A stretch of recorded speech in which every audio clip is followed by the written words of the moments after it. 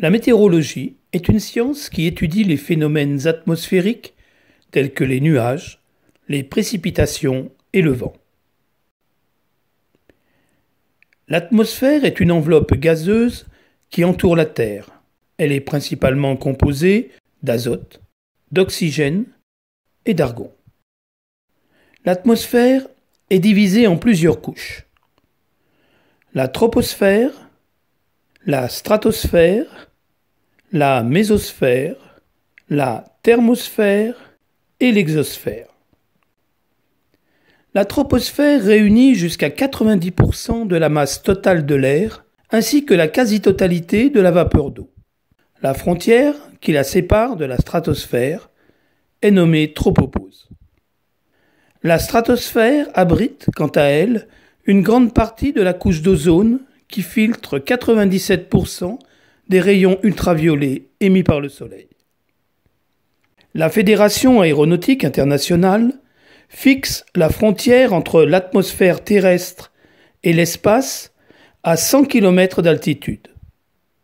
Cette limite symbolique est appelée ligne de Kármán. La pression atmosphérique reflète le poids de la colonne d'air située au-dessus du lieu de la mesure.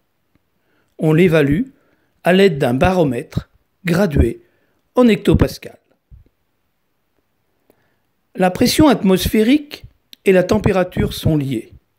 En effet, lorsque la pression atmosphérique augmente, la température augmente également. À l'inverse, une baisse de la pression entraîne une chute de la température. Le vent est un mouvement d'air qui se déplace d'une zone de haute pression vers une zone de basse pression. Dans l'hémisphère nord, le vent tourne autour des anticyclones dans le sens horaire et autour des dépressions dans le sens anti-horaire. Dans l'hémisphère sud, il tourne autour des anticyclones dans le sens anti-horaire et autour des dépressions dans le sens horaire. Lorsque le vent rencontre un relief, on distingue la zone au vent et la zone sous le vent. Si la pente est faible, la déviation de l'air est régulière et la turbulence reste minime. En revanche, lorsque la pente est supérieure à 40%, un tourbillon se forme au pied de la montagne.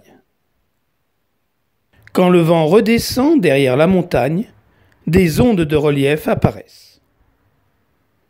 Côté sous le vent, ces dernières donnent naissance à de petits tourbillons. On trouve donc une zone d'ascendance, une zone d'augmentation du vent et deux zones dangereuses. En l'absence de nuages, le soleil réchauffe le sol. À son tour, le sol réchauffe l'air qui remonte la pente. C'est la brise montante ou vent anabatique. La nuit, l'air se refroidit et s'alourdit. Il redescend donc la pente. C'est la brise descendante ou vent katabadique. Le jour, la Terre se réchauffe davantage que la mer. L'air se trouvant au-dessus du sol s'élève et se fait remplacer par de l'air plus froid venu de l'océan. Ce mouvement est appelé brise de mer. La nuit, l'air qui se trouve au-dessus de la mer se refroidit moins vite que l'air qui se trouve au-dessus du sol.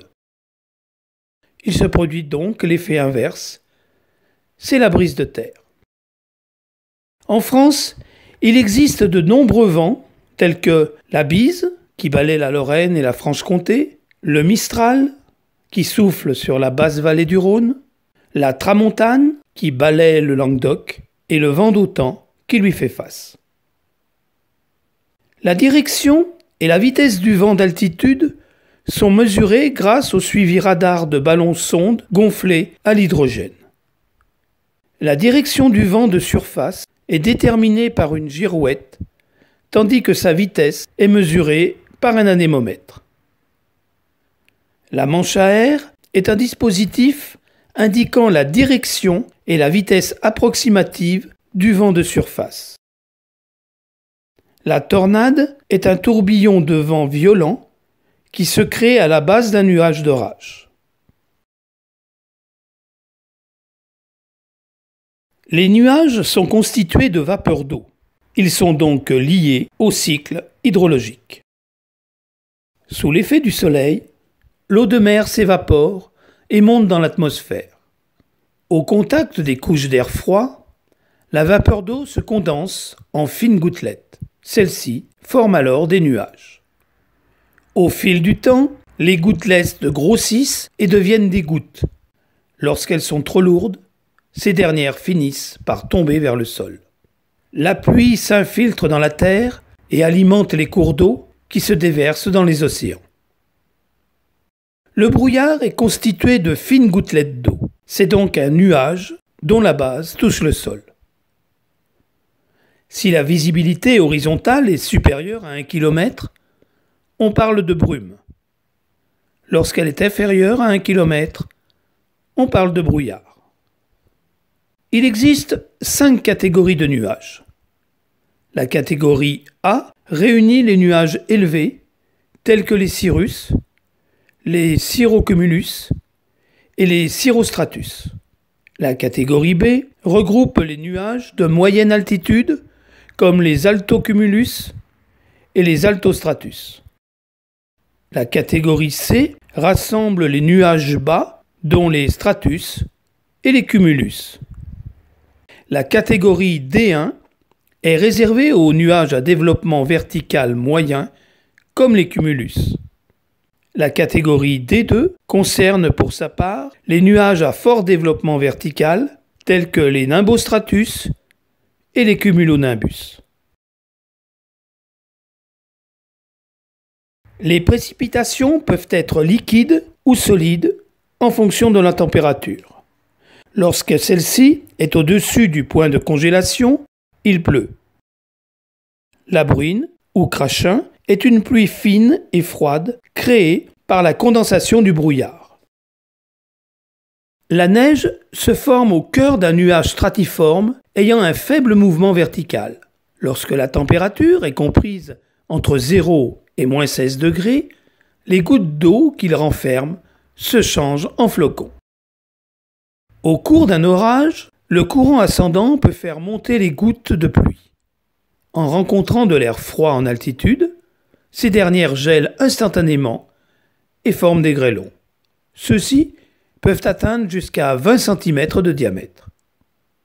Le grésil est formé de grains de glace ne dépassant pas 5 mm de diamètre.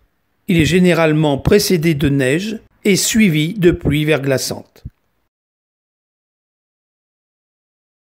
Lorsqu'une masse d'air froid percute le front polaire, l'air chaud tropical remonte au nord. Étant plus léger, ce dernier le surmonte et se met à tourner dans le sens antihoraire. En s'intensifiant, le mouvement de rotation propulse l'air chaud vers le haut et forme une dépression. Cette dernière peut s'étirer sur 600 nautiques et atteindre une épaisseur de 25 000 pieds. Généralement, la dépression apporte le mauvais temps. L'orage est une perturbation atmosphérique d'origine convective associée à un cumulonimbus. Il est généralement précédé d'un vent violent accompagné d'averses que l'on appelle le grain. Les orages se forment dans une atmosphère instable qui réunit de l'air chaud près du sol et de l'air froid en altitude. Dans ce cas, un cumulonimbus se forme et s'étire vers le ciel. Lorsque son sommet touche la tropopause, il prend la forme d'une enclume. Par temps froid, ce nuage atteint les 6 km de haut et réunit 50 000 tonnes d'eau. Sous les tropiques, il grimpe généralement à 15 km et regroupe 300 000 tonnes d'eau. Dans les cas extrêmes, il peut dépasser les 18 km d'altitude et contenir plus de 800 000 tonnes d'eau. À l'intérieur du cumulonimbus, les courants ascendants peuvent atteindre 150 km/h. Les gouttes de pluie et les particules de grésil mises en mouvement finissent par électriser le nuage. La base de celui-ci devient alors négative et son sommet positif. Lorsque la différence de potentiel est trop importante, le courant électrique se fait un passage. Peu à peu, les charges négatives du nuage vont repousser celles du sol. Une nouvelle différence de potentiel se crée et la foudre tombe. La tempête est un phénomène météorologique violent à large échelle pouvant atteindre 1000 km de diamètre. Elle est accompagnée de vents rapides et de fortes précipitations. Lorsque la vitesse des vents dépasse les 118 km/h, la tempête devient un ouragan. Ce nom est utilisé pour les phénomènes ayant lieu dans l'Atlantique Nord et dans le Pacifique Nord-Est. Dans l'océan Indien et le Pacifique Sud, on parle de cyclone. Dans le Pacifique Nord-Ouest, ce phénomène est appelé typhon. Sur cette carte, on aperçoit différentes lignes isobares. Ces dernières relient les points d'égale pression. Lorsque les isobares sont serrés, le vent est fort. Quand elles sont espacées, le vent est faible. La zone de haute pression est appelée anticyclone. Elle est matérialisée par la lettre A. Synonyme de beau temps, l'anticyclone apporte un ciel dégagé. La zone de basse pression est appelée dépression. Elle est matérialisée par la lettre D. La dépression annonce l'arrivée du vent, des nuages et de la pluie. Sur les cartes en anglais, l'anticyclone est représenté par la lettre H et la dépression par la lettre L. À présent, retrouvons notre carte française. La dorsale est une avancée de haute pression vers une zone de basse pression. A l'inverse, le talweg est une avancée de basse pression dans une zone de haute pression. Le col est une zone située entre deux anticyclones. Le temps y est variable, mais le vent reste calme. Pour finir, le marais barométrique est une vaste zone de pression homogène. Lorsqu'une dépression apparaît, on distingue deux fronts. Le front chaud, qui est situé à l'avant de la masse d'air tropicale, le front froid, qui est situé à l'avant de la masse d'air polaire. Sur la carte, le front chaud est représenté par un trait rouge sur lequel des demi-cercles pointent dans le sens de sa progression. De son côté, le front froid est représenté par un trait bleu jalonné de triangles. Lorsque les deux fronts se rejoignent, on parle d'occlusion. Cette dernière est représentée par un trait garni de ronds et de triangles. Quand la vitesse d'un front est inférieure à 5 nœuds, on parle de front stationnaire. Celui-ci est symbolisé par un trait où des triangles et des demi-cercles indiquent des directions opposées. La température est exprimée en degrés Celsius. Lorsqu'elle est positive, le chiffre est précédé du signe plus. Le vent est représenté par un drapeau. L'extrémité du mât indique la direction dans laquelle le vent souffle. Ici, on observe donc un vent provenant du 270. Le fanion exprime la force du vent. La demi-barre correspond à 5 nœuds, la barre à 10 nœuds et le triangle à 50 nœuds. Ici, on observe donc un vent de 65 nœuds.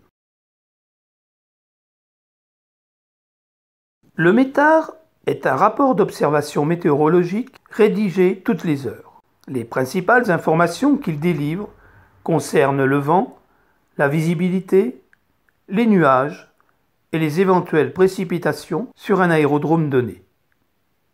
Si le temps a changé de manière significative entre deux METAR, un message spéci est émis. Le TAND est un message indiquant l'évolution météorologique prévue, précédé d'un METAR ou d'un spéci. Il est valide durant 2 heures. Le TAF est une prévision météorologique concernant un aérodrome donné. Sa durée de validité est de 9 heures. Destiné aux aéronefs en vol, le SIGMET est un message qui signale des phénomènes météorologiques dangereux observés ou prévus.